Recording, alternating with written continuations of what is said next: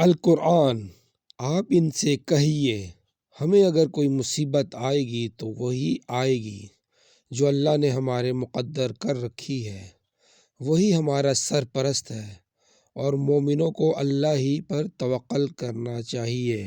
حضرت عائشہ رضی اللہ عنہما فرماتی ہیں، رسول اللہ صلی اللہ علیہ وآلہ وسلم نے فرمایا، جو شخص بیٹیوں کی وجہ سے آزمایا گیا اور اس نے اس پر صبر کیا تو وہ بیٹیاں اس باپ کے لیے آگ جہنم سے رکاوٹ ہوں گی۔ ترمذی شریف۔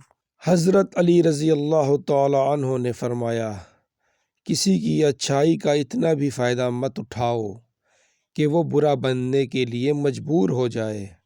برا ہمیشہ وہ بنتا ہے جو اچھا بن کر ٹوٹ چکا ہو۔